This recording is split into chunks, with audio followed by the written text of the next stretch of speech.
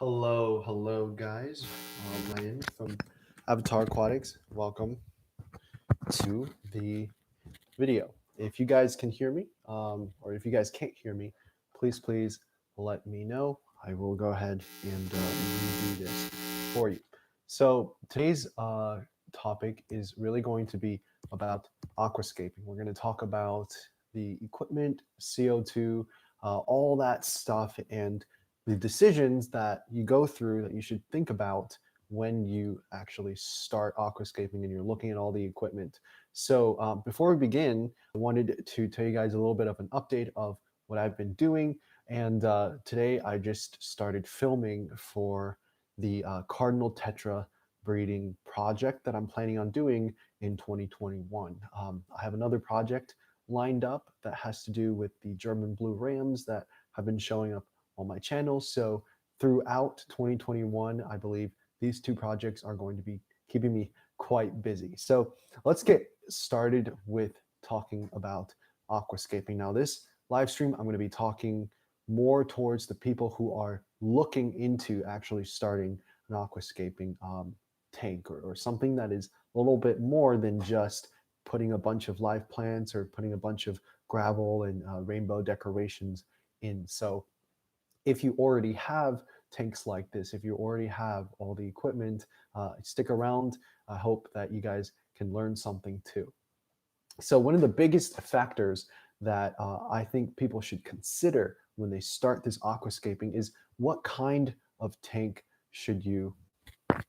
Okay, so apparently my mic is on super low.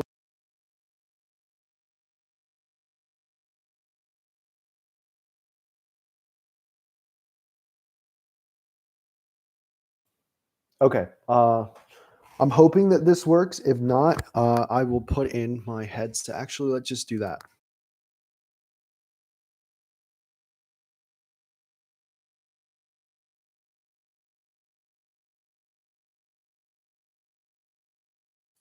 Okay, I'm hoping that this works a little better. Please let me know, Grant, if this is a little better for you actually listening. I have been using my clip-on mic, but hopefully with this mic, you guys are able to hear a little bit better. So we're going to be talking about aquascaping, like I said, and the biggest thing that you consider is, do you want a tank that is filled with the hardest plants to grow, or are you starting off with things like Anubias or Java moss or things like Java fern and Amazon swords? Because if you have a tank that has those easy, simple plants, it's going to dictate the type of equipment that you need. So, for example, if you're starting off with an Anubias themed tank where you have something like driftwood and rocks and you have the Anubias glued onto the rocks, you're not going to need a very okay, let's see. Let me see if I can do anything from my end. But I'm hoping that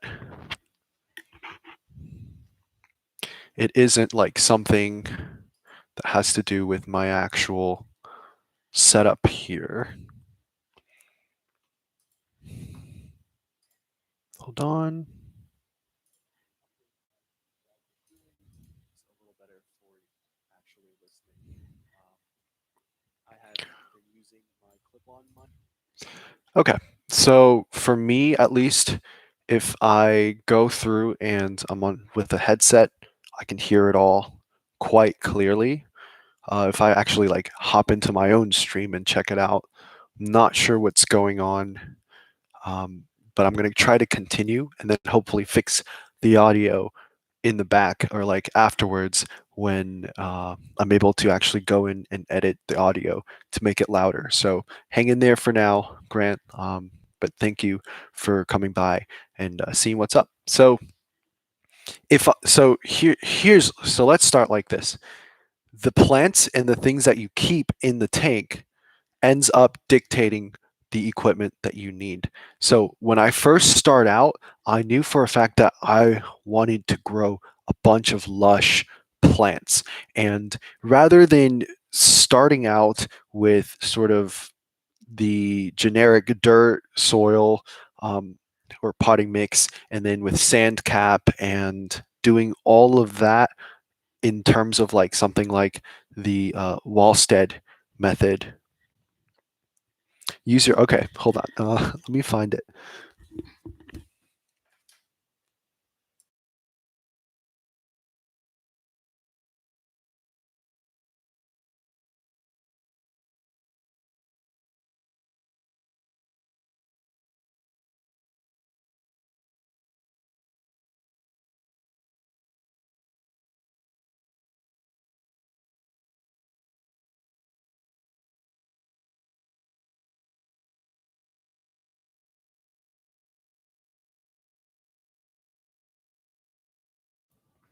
Okay, so this should work, hopefully.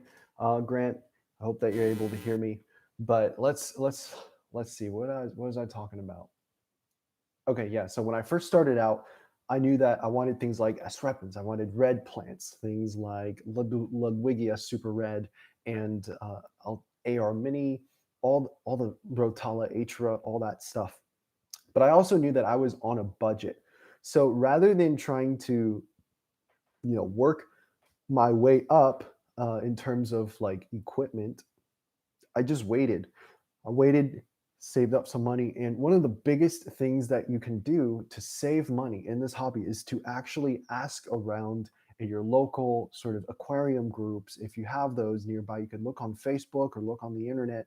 And a lot of times, the people there will happily sell you things like an old regulator, an old CO2 canister, or an old light that does the job and is much, much cheaper than buying a new one. And one of the things is the night crew lights on Amazon, those like the Planet Tank night crew lights, those are actually very, very bright for their price. And you don't have to start out with a amazing fluval light or like an RGB light from ADA to to actually grow very, very nice plants. It's actually you need all of the things together to grow nice plants. So it's like things like CO2, nutrition, and light. Those three things are the biggest factors in growing good plants. So you shouldn't use sort of compensation, right? So say you don't have CO2 and you're like, I'm just going to add a bunch of light, because what that ends up doing is your plant has a bunch of light, it has the necessary nutrition, say you're doing the right correct dosing, but it doesn't have the CO2 that is necessary to actually put those nutrients and that high light to good use. So what happens? You start growing a ton of algae in your tank, and then you get discouraged because you're like, I looked on all the forums. I have all those. I have the best light available on the market. I fertilize the same thing every single time, but I just can't grow plants because the algae keeps taking over. Urban Aquaculture says, "What up, dude? Great work on the Amano shrimps. Thank you so much. They're fascinating shrimps, and every time I do a live stream, I want to talk about Amano shrimps because that's like my favorite thing right now. But I'm fascinated by their life cycle. It's just so cool that like they go through all these different changes. Um, and all these molts, and then they go from like one shape entirely into a whole different way of living, whole different shape and way of like consuming and growing up. Very, very cool. And we need more people to document these things and more people to put that into the hobby. We need more knowledge on these harder to raise, harder to breed animals, things like tetras, like cardinal tetras, rummy nose tetras. There's barely any videos out there teaching people how to do it. Whereas things like guppies and bettas, I'm not saying they're bad, but there's a crap ton of videos out there that for people like we need that, but for tetras and amano shrimps. I breed giant river prawns, very similar. I don't think I've ever bred or seen a giant river prawn in my neck of the woods, but they look very, very cool online. Like I feel like if I were to put them into my tanks, they would probably eat my tetras or something. But they look very, very cool. And so going back to the aquascaping, I'm going to tell you my story, like how I went through and got all the equipment. When I first started out, I had a 10-gallon tank. That was it. Only a 10-gallon tank. And I had the UNS Contra Soil on the bottom. It was the extra fine black version. And if you've ever seen my video on so like aquascaping tutorial with Dragonstone, you're gonna see that I didn't actually put anything in the soil that would stop the soil from sort of crashing down or like sliding down over the course of a couple months. So what happened in that tank is, although I made a very nice slope going towards the back, and I've got the depth and that sort of feeling, um, it ended up after a couple months coming down, and so right now it's like a flat level. But the reason why it doesn't look that way is because of the way I trimmed it, right? The stem plants in the back, I trimmed a little higher. I waited a little higher for them to trim. So it still looks like we've got that gradual sort of incline up towards the back. But what I'm saying is, in the beginning, the plants, I feel like you should work on your plant list first. And then you look at your hardscape and your plant list first. So if you are, honestly, if you are really, really sort of limited by the money, put your money into, number one, the uh, CO2 system. If you can get a CO2 system for cheap along sort of anywhere in like groups of aquarium nerds, ask for secondhand, and then make sure that you test it before you actually buy it. Make sure it works. But if you can get that, that's going to give you the biggest return on investment, if you will. Because CO2 is, I've used it, I've seen the difference between non-CO2 tanks and CO2 tanks, and it's going to grow your plants very, very fast. And the second thing that you should do is the light. So if you have CO2 and light, you're basically fine. And you can get by with having less substrate, having less fertilizing or anything like that. Because when you do water changes, you're basically putting back the minerals that your plants need. And if you have fish in there, well, when you feed fish, we all know about the nitrogen cycle. We've got the nitrates, we've got the phosphates from the food. The CO2 and light are the two biggest things. Now, the thing is, when you are actually learning about CO2 and thinking about lighting, everyone's like, this plant likes medium, or this plant likes high light, and or this plant does well with CO2. But you have to understand that they can't function without the other. If you have too much light but no CO2, that imbalance is not going to grow your plants. Your plants need both at the same time. If you don't have a CO2 system, that's all right. Try to keep your sort of water circulation high. And in that way, because you have that high water circulation, not only are you oxygenating your water, but your CO2 from the atmosphere is able to come into the water. It's not going to be the same as CO2 injections. It's not. But you're going to have a little more CO2 in the water. And the way this works is because you have so many plants, in the water trying to suck the CO2 out of the water, your CO2 is going to get depleted very, very fast, especially if you have a light on. So you need to constantly replenish the CO2 in the water. And if you don't have injections, that bubbling is going to be the best way to do it. And if you have a sponge filter, or if you're adjusting your hang-on back or canister to make sure that it's sort of agitating the water surface, that's going to be your best bet. So picking out a CO2 system, I made like a very, very old video about it, about CO2, but in general, if you're able to get a CO2 system, look for one with a solid regulator, a solid solenoid, and one that works on at least a paintball canister or up. Okay. Urban aquaculture. In my experience, I noticed that LEDs that are spread out grow less algae than focused spotlight with single big LED bulb. Yeah, I've never had a single big LED bulb light. I've always used those smaller strip lights like the Night Crew or the Phoenix Stingray lights. And the reason for that is because I have this like Aqueon small planted tank light too, and it's arranged in a way where the light only comes down to like the center of the tank, and it doesn't actually spread towards the rest of the tank. And what that ends up happening is you end up putting a spotlight in the middle of the tank, and it doesn't look as well as if you have something that's throughout the entire tank. Um,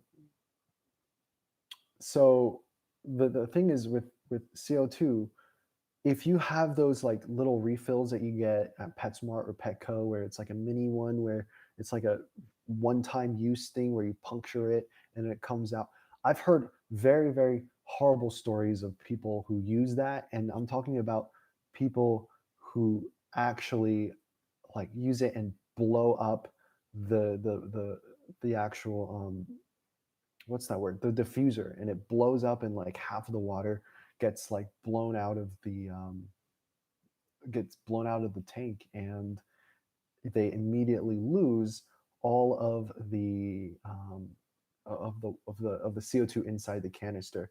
Of course, there's people who swear by those refills, but overall the cost of running those refills ends up catching up to you within a year. I did the math on that, and save you, and even if you say like, okay, I'm going to use 2 weeks, and I'm just going to run that for 2 weeks, each canister for 2 weeks, you end up spending a couple $100s if you're doing that throughout the year. And whereas if you just wait another year and you save up your money, or you look for a cheaper secondhand regulator, you end up saving a lot of money and you get a better setup. So with CO2, my recommendation is number one, look for plants. If you're not looking for plants that need CO2, don't even think about getting it. Number two, if you are looking for it and you know it, don't start your tank. Don't start aquascaping until you're ready. Because here's what happens if you jump the gun. And I kind of did this when I first started out because I was so excited to set up my tank. I had a bunch of dwarf hairgrass, right? And I put them in, and also with baby tears, dwarf baby tears, like the very, very small leaf plants that everyone wants, but needs very, very high light and uh, very, very high CO2 concentrations. And they just started melting, every single one of them. It doesn't matter if I gave it a very good light, if I had that sort of circulation going on. And people say the dwarf hairgrass isn't a high CO2 demanding plant, but it turns out it was. And when you've invested all that money into buying all those plants, invested all that money into setting up your tank, adding the substrate, adding the hardscape, adding the light, all that stuff, and you end up having the CO2 be the only thing that is keeping you from growing that plant, it feels horrible watching your plant melts without being able to do something.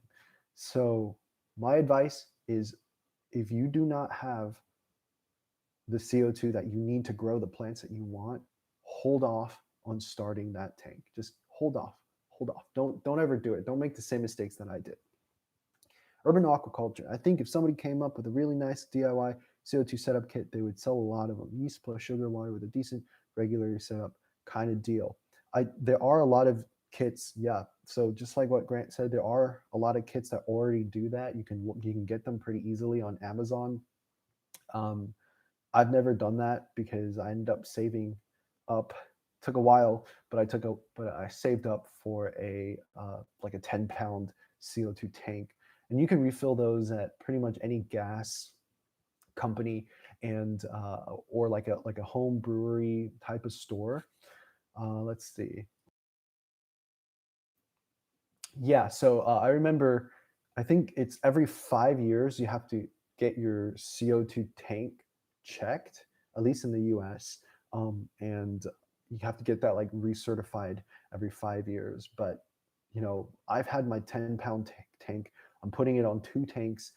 Every day I'm doing like at least like 6 to 8 hours of CO2 nonstop bubbling, and I'm barely making a dent. Like I've had it for like more than a year, and I've not had to refill it at all. So with that 10-pound tank, it's really lasting me quite a long time. And I'm thinking about adding a third line.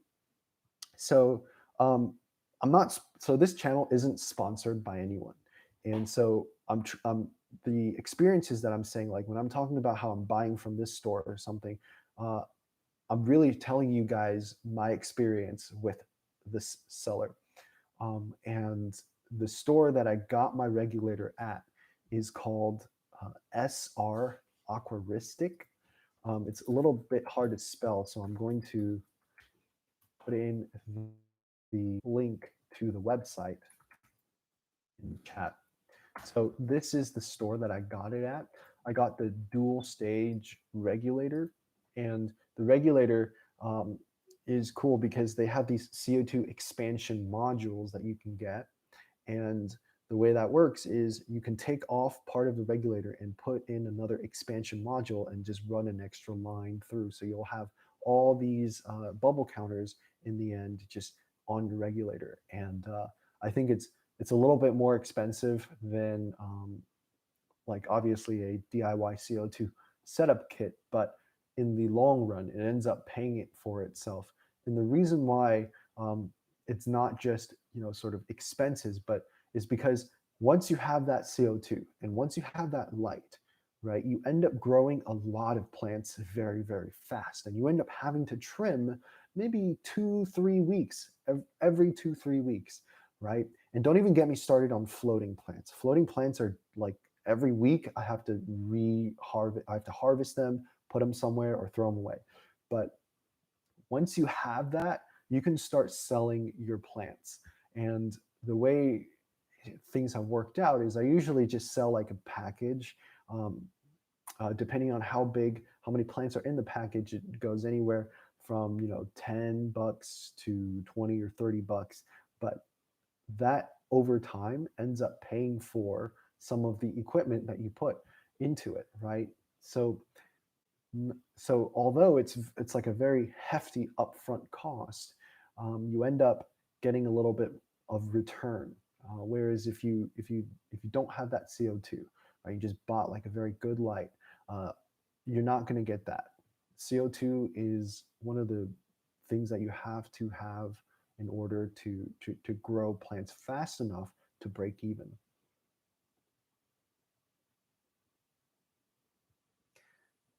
Okay, so yeah, so I think Grant, my first regulator was a Fluval 95 grams. I now have several nice dual stage mini regulators. Although I still use the Fluval on one of my nano tanks with an adapter, and I screwed a solenoid on it. So you went the way of like one of my friends did, which was to upgrade every now like in steps. And with the upgrade one, I think if you're like unsure of whether or not you want CO2, if you're unsure of how like in depth you want to grow in this hobby, I think that's a really good way of doing things. Because what my friend ended up doing was he went from the sort of Petco, PetSmart, Fluval mini, what you did in the beginning, to the DIY yeast and sugar, to now an official like actual 10-pound tank, regulator, and all that stuff. And you can actually sell the old equipment on, if you're active in like a Facebook group or something. A lot of people are looking for these secondhand equipments, and you can actually sell it, get a little bit of money back. Obviously, if you're talking about like the refill canisters, you're not really going to get money back from that. But at least the regulator itself, and a lot of the diffuser stuff, you can either recycle it onto your next setup, or just go ahead and sell it all, get something new. Urban aquaculture. I've done anoxic biochionosis filter under Eliocharis, which I think is like hairgrass species. And it's wild how fast mine grows in lush green. So an under gravel filter creates an anoxic zone will attract ammonia for the hair grass. That sounds like a really cool way of doing things. I've not heard of a bioconosis filter, but that sounds like if it works, hey, if it works for you, that's really cool. I've never heard of that, but I don't think I've ever used the under gravel filter. Since I'm like rather young, I feel like the mentors that I have in this hobby, they sort of like have this attitude of like back in my day, we all had under gravel filters, but in sort of in my generation, we kind of just opt to go for like the hang on back when we first start out. Okay, well, I have vids on it. Well, you guys go check out urban aquaculture and see if that's something that you guys want to do. I'll probably look at it after the stream. Doesn't have to be under gravel. It can be in a pot. Okay. Okay. Well, I'm gonna check it out after this stream then. So that's really all I want to say about CO2 as of now. If you guys have any questions or want to talk about it, go ahead.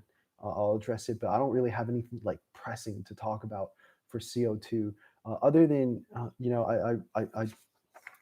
I drew this graph, and it's not a very good graph, but I hope you guys are able to.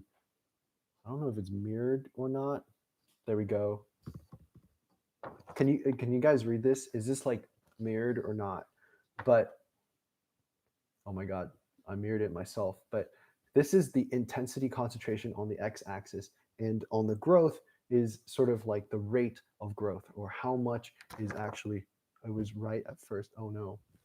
Okay, so let's do it like this. So growth is like the rate of growth, and the way this works is in the beginning when you. It's mirrored now. Wait, hold on. So is this is good? This is good? Okay, cool. So in the beginning, when you don't have.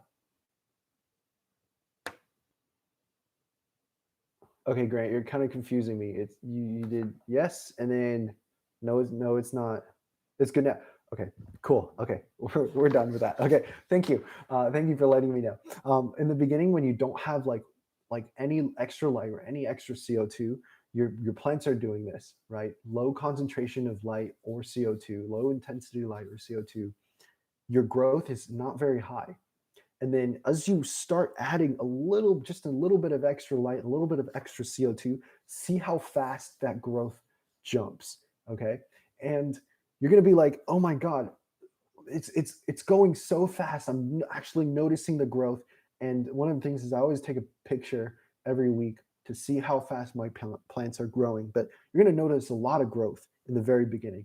But then you're like, okay, well, since I added just a little bit of CO2, I'm going to add a little bit more CO2, see what happens. So then you add a little bit more, and then it goes pretty up a lot, right? So you're like, I really like it. I got to add more. Same with the light.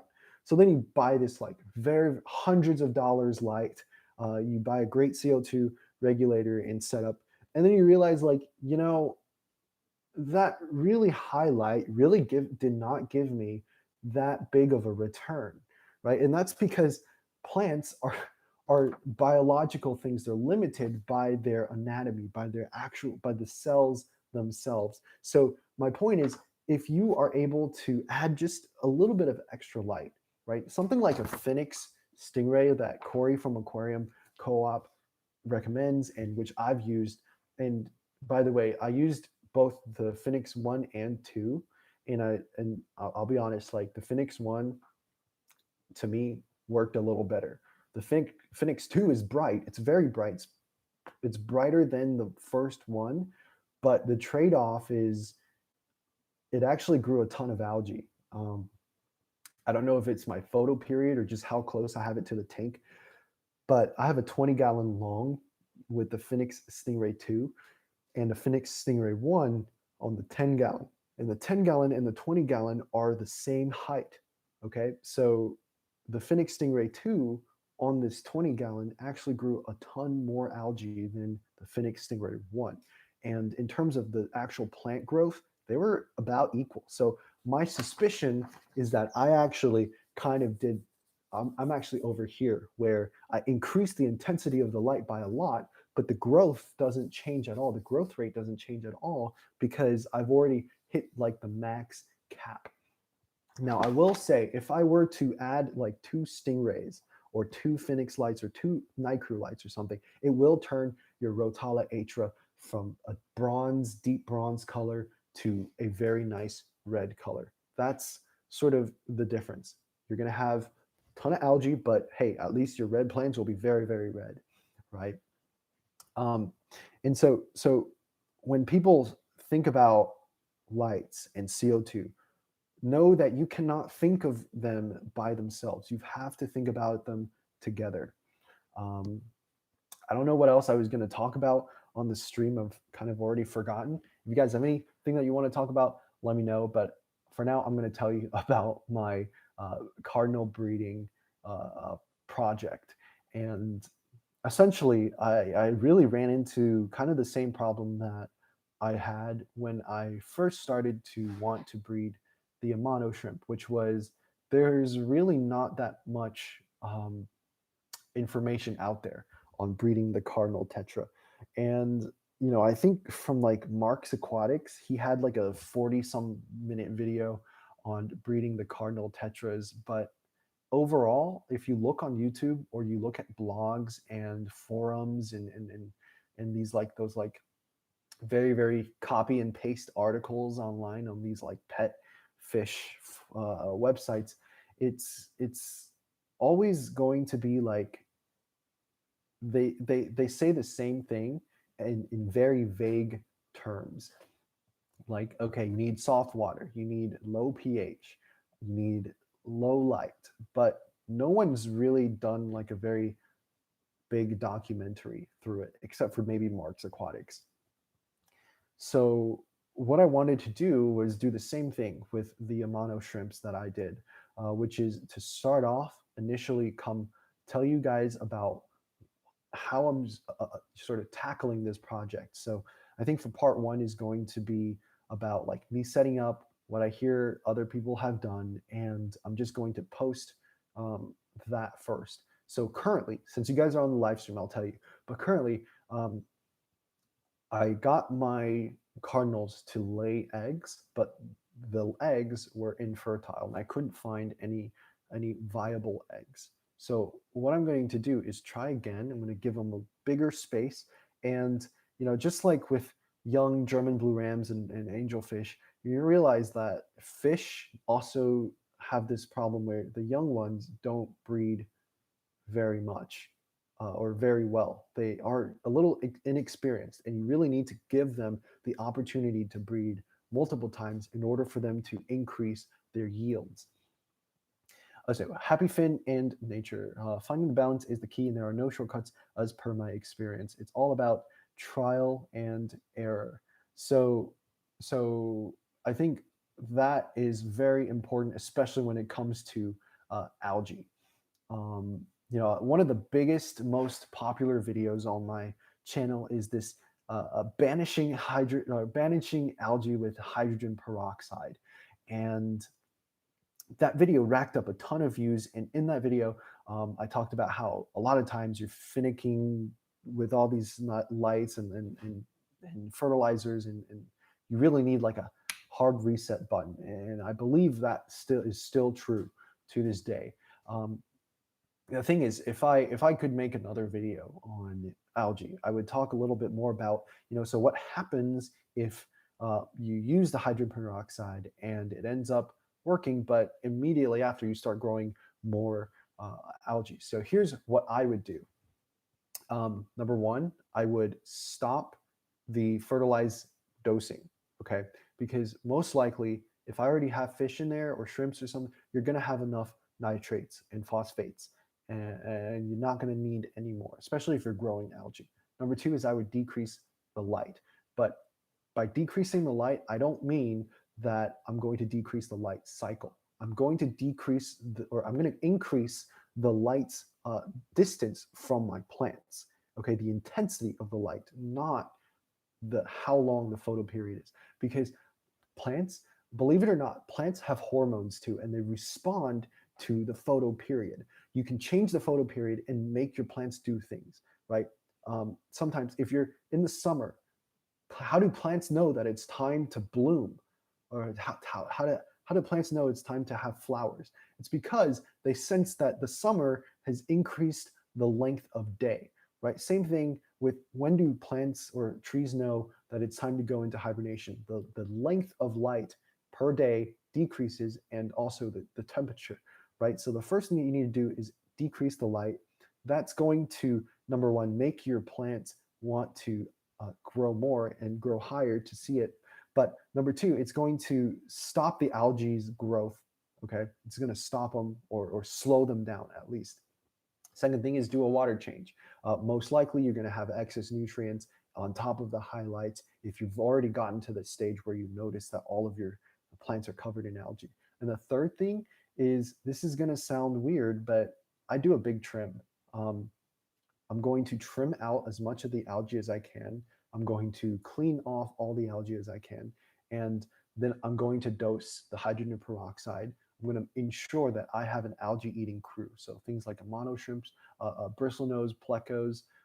These bristlenose plecos are, I like them a lot because number one, they're very, very hard to spot. So if you think plecos are ugly, which I don't think they are, but if you do, I know some people do, you're rarely ever going to see them. You can also have things like snails and all these. This algae eating crew is there to keep certain types of algae at bay. But if you have staghorn, blackbeard algae, things like green dust algae on the glass, chances are your algae eating crew is not going to eat that. They're only like those brown diatoms.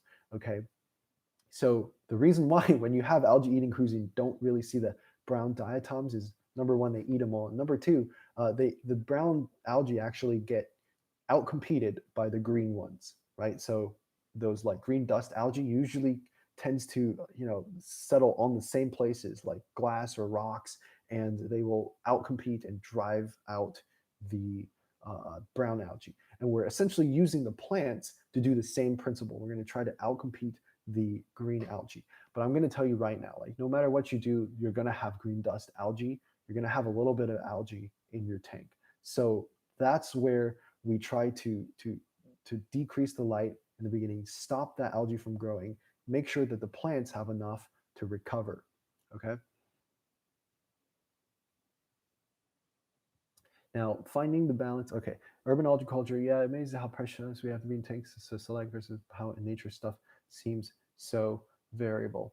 I'm of the belief that every single tank is like an ecosystem, and it's balancing on this sort of equilibrium where if you have too much of one thing, too much of the other, it's going to tip in different places, right? So you could have two tanks that are exactly the same, set up exactly the same, and then one ends up horribly algae infested and the other one is fine for like a whole year. No reason why, it's just the way it is, right? And so in that sort of balance is really hard to, once you tip it in one way, it's very hard to pull it back the other way. You're working basically against nature at that point. Another thing is if you have floating plants and you're not able to raise the light, just let your floating plants grow a little bit more, because once you do that, the floating plants actually take the brunt of the energy from the light, and you end up realizing that the algae don't grow as fast. How are your rams doing? Any updates on them you can chat about? So my rams are brand new,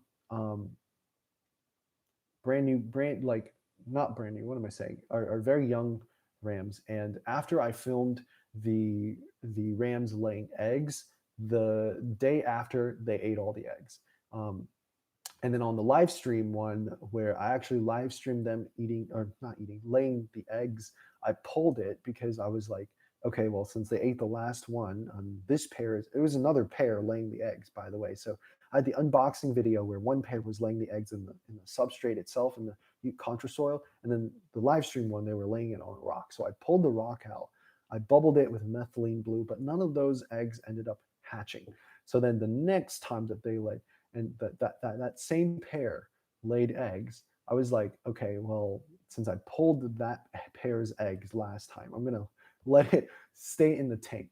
And the next day it was fine. And the day after that, all the eggs were gone. So what I did now is I'm going to put them in their own tank, away from the threat of other fish, other tetras, shrimps, snails, whatever. I'm just going to keep them by themselves in their own tank, and then let them see if they will grow through.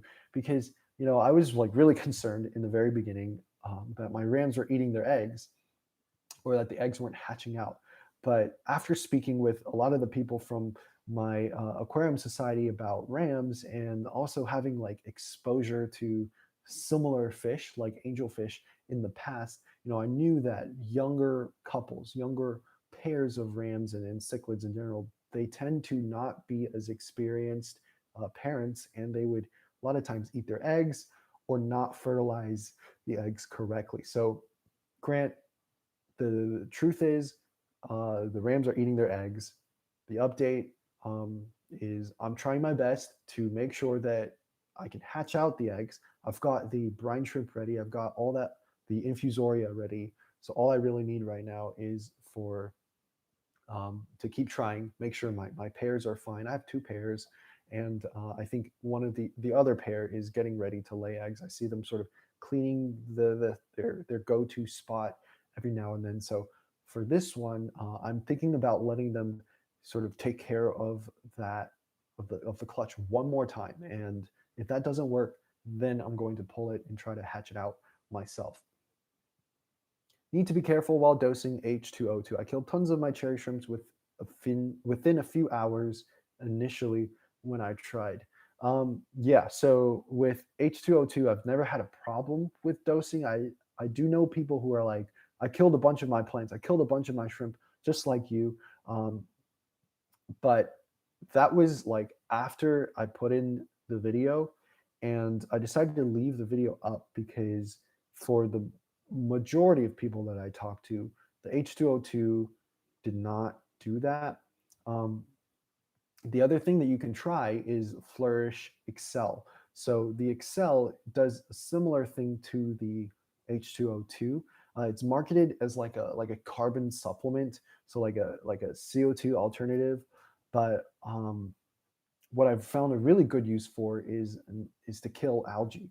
Now, if you have something like jungle valves, you want to be careful because there are certain things that the Excel will also kill, not just algae, but the Excel works on things like the green dust algae, staghorn. If your tank is infested with staghorn, the Excel will kill them. The staghorn is actually pretty cool. They turn red when they die, and then the plecos or the shrimps will actually eat them. I would rather try the other stuffs like water change, reduce lights, and trimming plants. For some algae, blue green algae, blacking out also worked great for me. Yeah, so for me, I would number one try something like Excel, and then once like, but the Excel is should only be part of your treatment.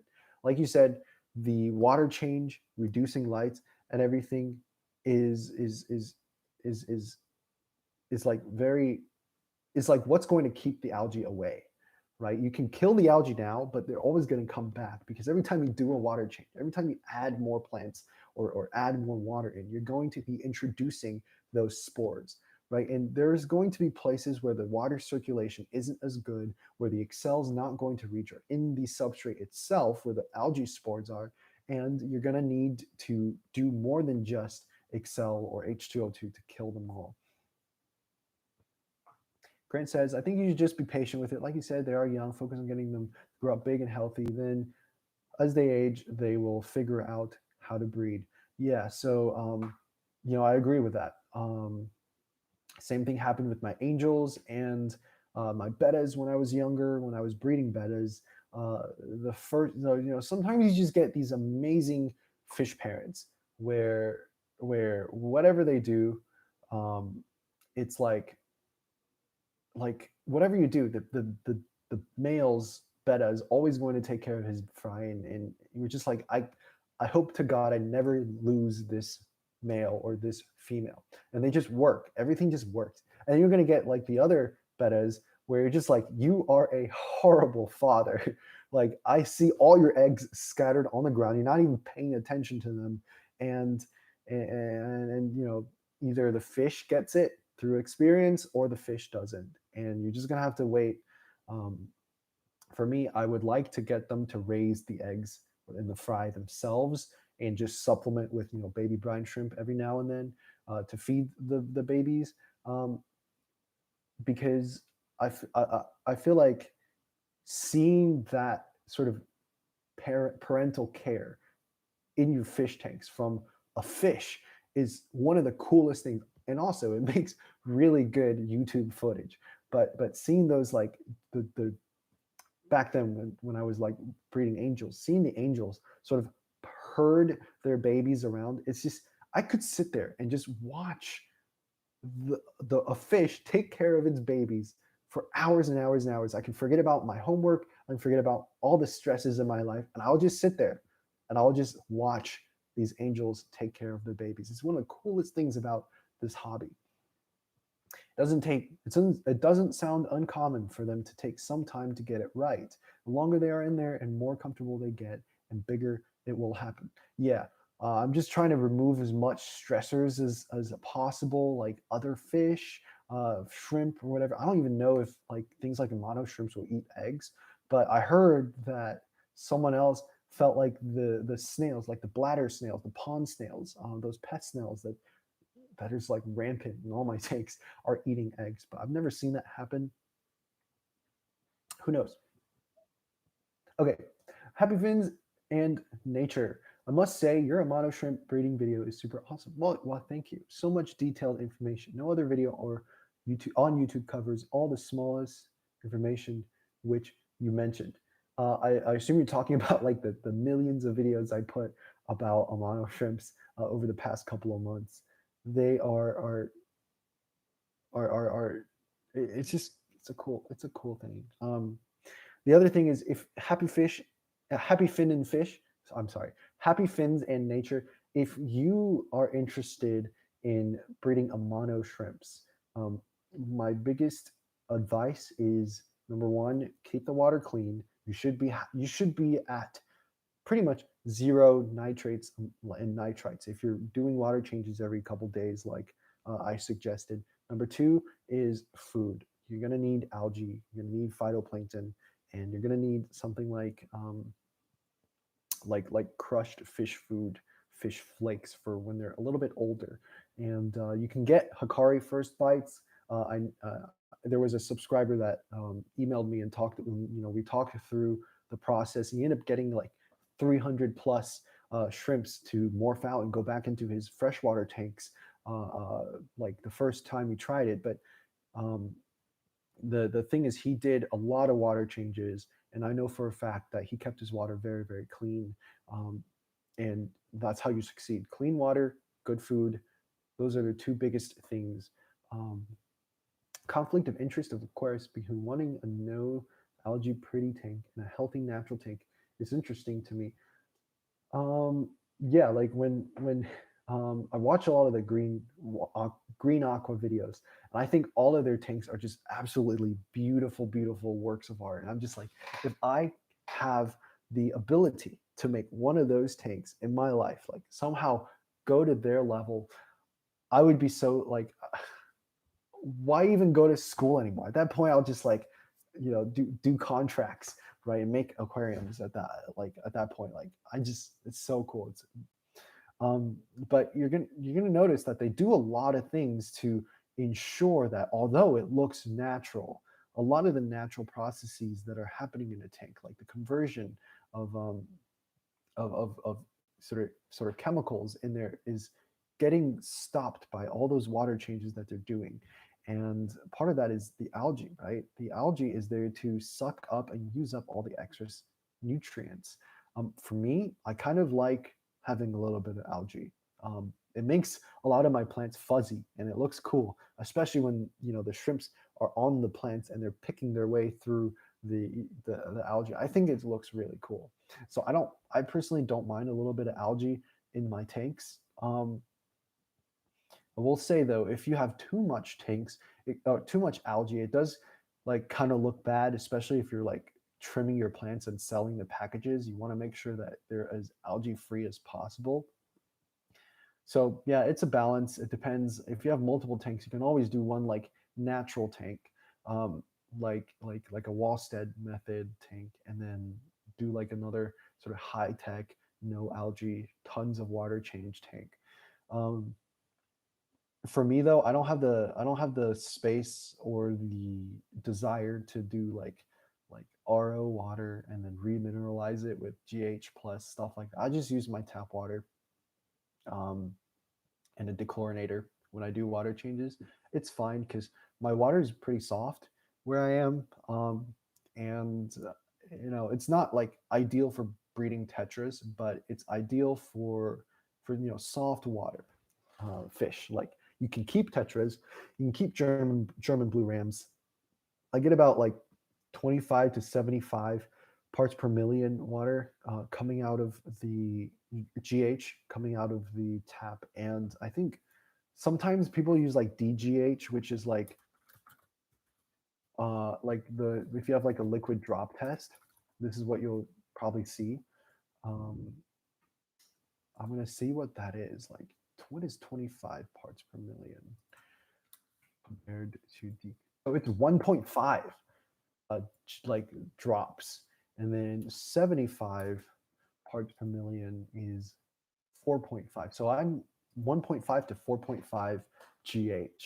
This is more of like what normally people use in aquaria. But if you have like the test strips like that I do, it's in parts per million. Which now that I think about it, that is pretty soft water. Um, and oh, another thing I wanted to talk about was I was before I bred the cardinal tetras.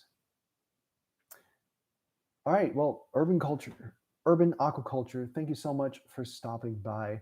I'll try to do another stream next week, um, and see you next time. I'll go check out your videos after the stream, and so so back to what I was talking about when I was looking for cardinal tetras. I actually bred the glow light tetras. They're kind of like neon tetras and cardinals, except instead of having like a blue stripe, they have like a very nice orange stripe, and they're clear.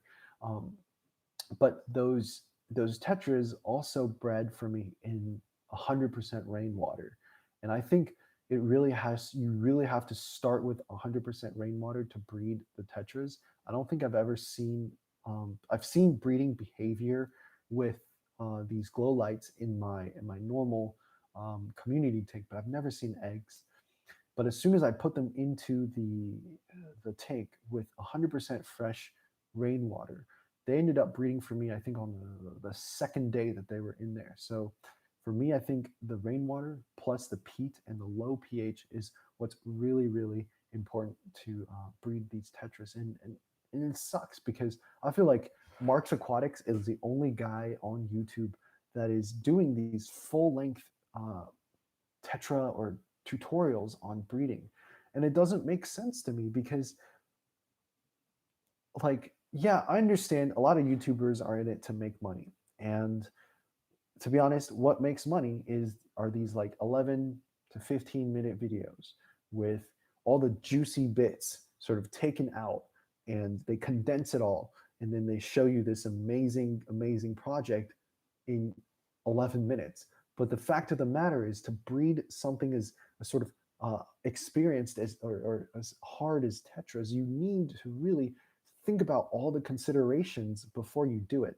And rather than mentioning like, I use 100% rainwater to breed blah blah blah, and then just leave it at that, I want to make sure like people understand the significance of 100% rainwater. Like if you don't do that, you're kind of shooting yourself in the foot. Like, why would you go to the trouble of setting up this amazing breeding tank? So I'm really, really excited to see what happens if I like really condition my tetras. And that's another thing. I can barely find any information on conditioning tetras.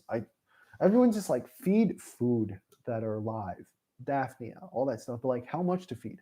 How long to feed? How like like to me, fish keeping is not should not be done in a formula. You should know sort of what is going on, what are the sort of goals that you want to see, and then do things in a way that works for you. Like, don't say condition your fish for 1 week or 2 weeks. Say condition your fish until you notice X or Y is happening, until you notice that the female is buried or not buried. When you notice the female is full of eggs, when you shine a flashlight under her and you can see the eggs through her abdomen. In that case, then you can attempt to breed or condition your fish until you realize that every time you turn on the light in the morning, your males are chasing your females around and you know that they're getting ready to breed. Like that stuff is the stuff that I want to talk about in my videos. But unfortunately, when I do that, it ends up going like way longer than normal. And the same thing happened with the Amano shrimp one. I started with part one, and I would say like the part one Amano shrimp video is a little bit more like sort of like the sensational video. And then people started asking me for part two, and I'm like, okay, I have the information, but I can't condense it enough to make it into like a 15-minute video for you guys to watch. And then like I want to tell you all about these Amano shrimp. So in the end, after a lot of deliberation, I ended up shooting like a 46, 48-minute video on all the things I wanted to talk about. And if you are serious about breeding Amano shrimps, then that is going to be your number one helpful guide. I feel like I addressed most of the things that I've seen. Lucky you, my RO water comes out with 15 TDS. Oof. Maybe could you try like distilled water from like a grocery store? I know it's a little more expensive, but um, hopefully it does better for you. I don't know the conversion between TDS and GH. I'm not sure if they're measuring exactly the same thing, but in general, if you have high GH, you probably have high TDS. But wow, that was a fast hour. I usually do live streams for about an hour, and it looks like we're at 57 minutes. That was a lot faster. It went by a lot faster than I thought it would go by. It's pretty cool. Um, let's see. Ooh, yeah. So recently, I actually traded with one of my friends a female German blue ram for a male. So now I lost one of the males, and so I have five German blue rams trying to find a home for the extra female, and then now I have two pairs of the German blue rams. If you're still there, Grant, I don't think I mentioned that earlier when you asked me about the update on the rams. Um, Another thing that I always wanted to do was to start a summer tub.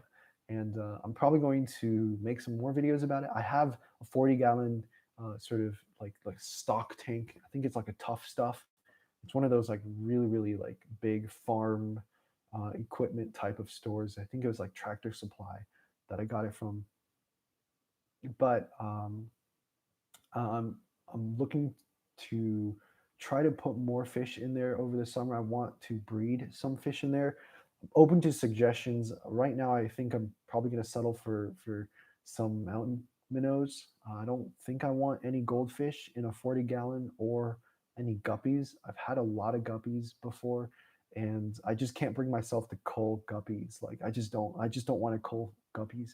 And I know they breed a lot. Like if I was only looking for breeding, guppies are probably my number one choice. But I don't really have a place to put guppies or um, want to cull them. So I'm going to start by probably mountain minnows, maybe some German blue rams. But I'm afraid that the sort of temperature fluctuation between the night and day during the summer can hurt them. So yeah, so this year is going to be a good year for Avatar Aquatics.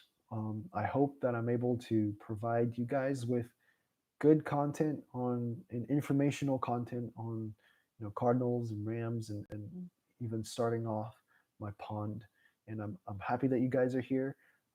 Just a couple months ago, I hit 1K and I did that 1K subscription or 1K um, stream, and I can't believe that like just a couple months later I'm at 1.5K. That's it's like it took me years to get to 1K, and within a couple months I'm like almost doubling that. That's super cool, and it really makes me want to do more. So I'm going to go ahead and end the stream now. It's been an hour, but if you guys have any questions, my email is avataraquatics@gmail.com. So if you guys have any, like questions about it, go ahead, reach out. And I'm also on Instagram, which is Avatar Aquatics. If you have an Instagram, you can follow me there. I usually post more pictures than videos I have on YouTube. So see you guys all. Thank you so much for coming, and happy fins in nature. Good chat section. I agree.